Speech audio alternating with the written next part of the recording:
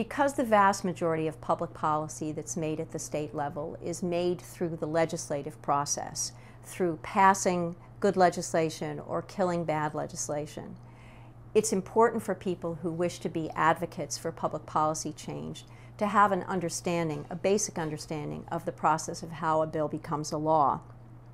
And so that's what we're going to do now.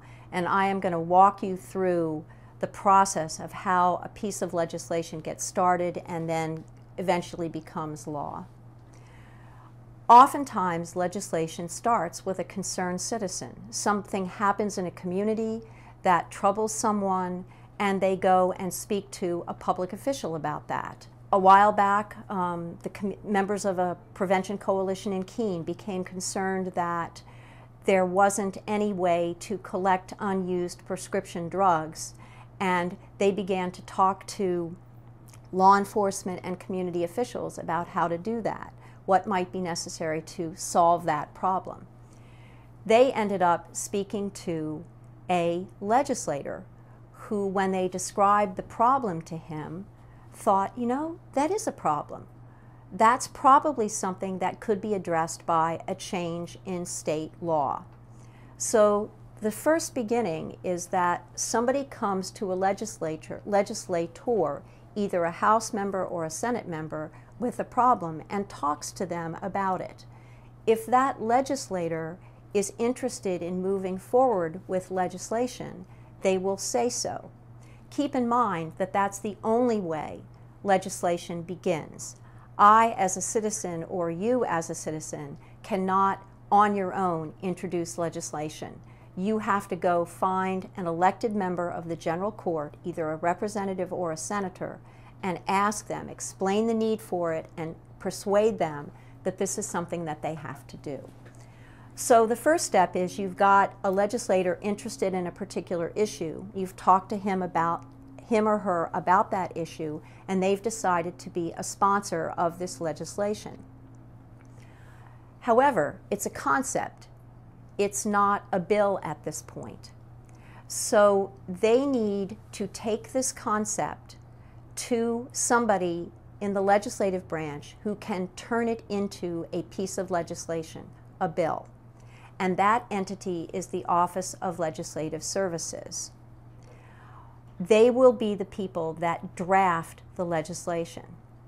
But while, if the sponsor is thoughtful, while the bill is being drafted, the principal sponsor will be, and the concerned citizens, will be asking themselves, what can I do to make sure that when this bill gets introduced, it will have the best chance of passage? And there are several things that they do during that time. They seek additional sponsors for the bill, co-sponsors.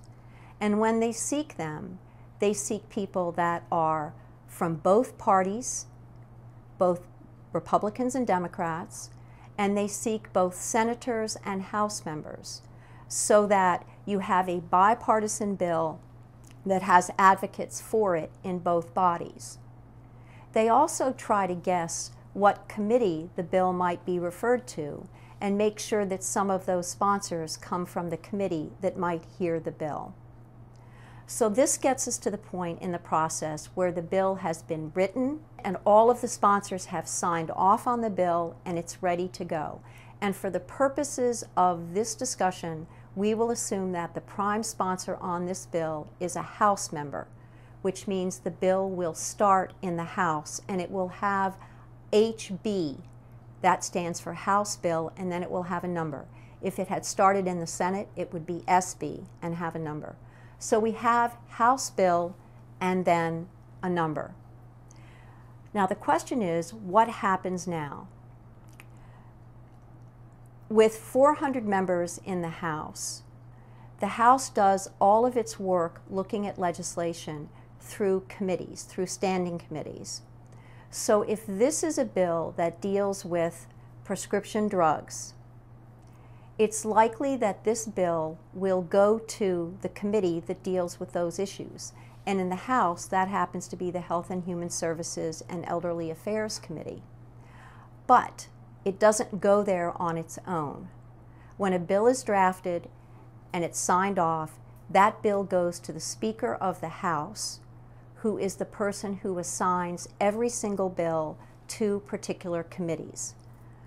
My guess is in this case, a bill on prescription drugs, the Speaker would assign that to the Health and Human Services Committee.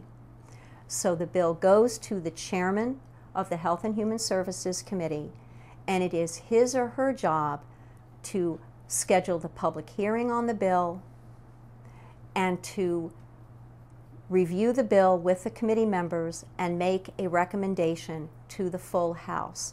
And let's talk a little bit about that public hearing process. The New Hampshire legislative process is a remarkably open and transparent one. Every bill that's introduced gets referred to a committee, and that process is open and transparent. Every bill that goes to a committee gets a public hearing, and there's public notice of when that public hearing is. Any member of the public can come and speak on that bill and speak to the committee and share their views.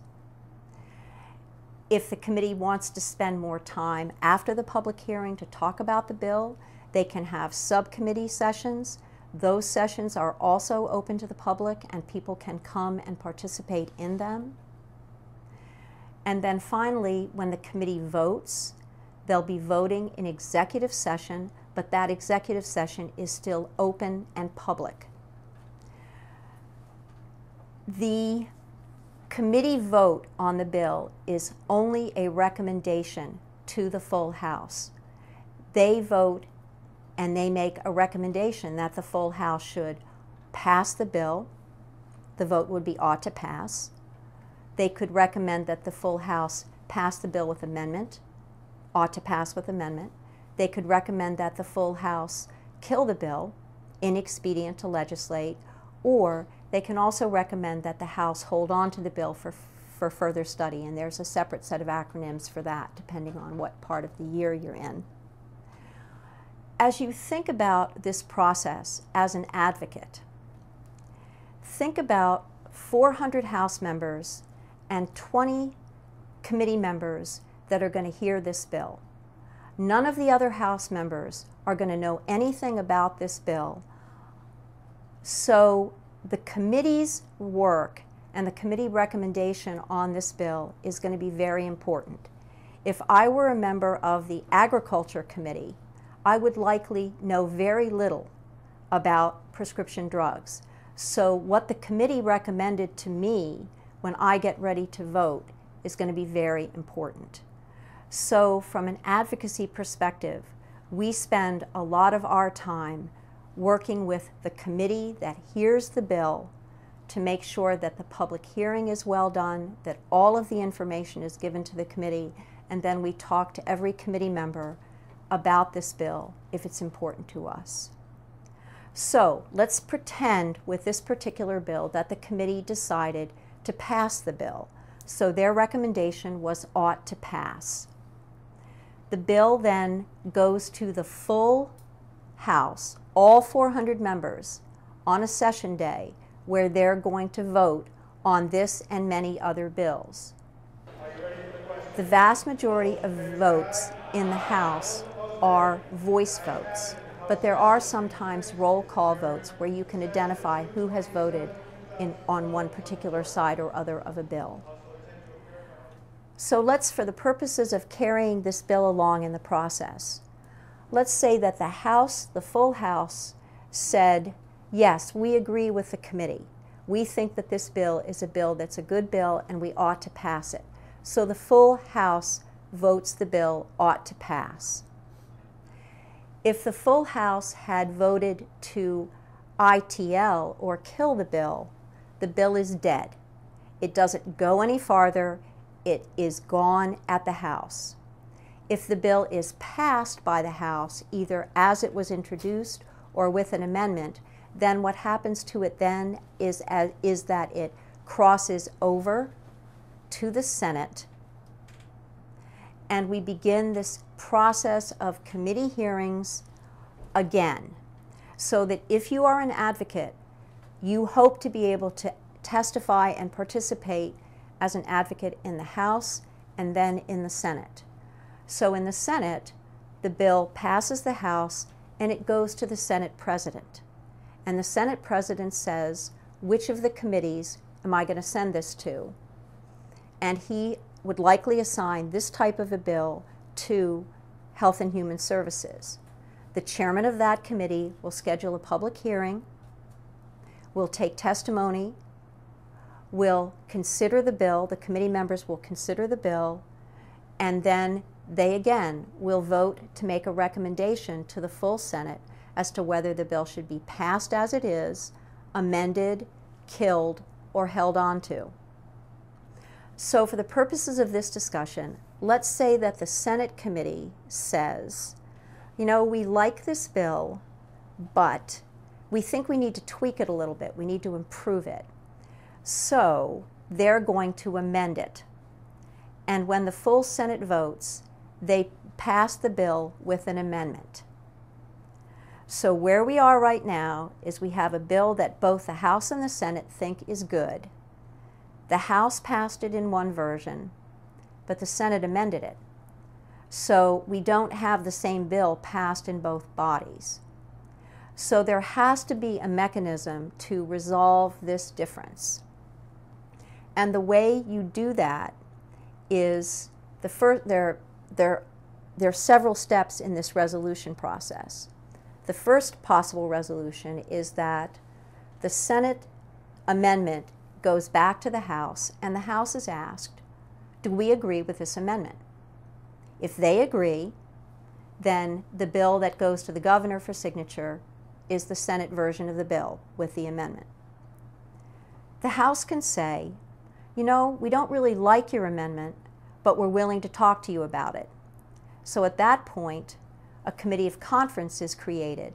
Several members of the House and several members of the Senate will sit down and try to resolve their differences and come up with a bill that both the House and the Senate can agree to. If the committee of conference does not come to an agreement, the bill dies. The third thing that the House can do when the Senate amendment comes back is they can say, you know what, although we liked this bill originally, we really hate your amendment, and we don't even want to talk to you about it anymore. And if that's the decision, they don't concur with the Senate amendment, but they don't ask for a committee of conference, then the bill dies. So for the purposes of this example, let's assume that we take the easy route out. The Senate amendment goes back to the House, and the House says, yeah, we like your amendment, let's go forward with it. At that point in time, the bill goes on to the governor, and the governor can do three things with the bill. He can sign it, at which it becomes law with his signature. He can veto it, which means he doesn't support the bill, or he can allow the bill to become law without his signature. And in order for that to happen, it sits on his desk for 5 days. If he does not act within 5 days, it becomes law without his signature. If the governor were to veto the bill will not become law unless both the House and the Senate override his veto, and it takes 2/3 of the House and 2/3 of the Senate to override a gubernatorial veto.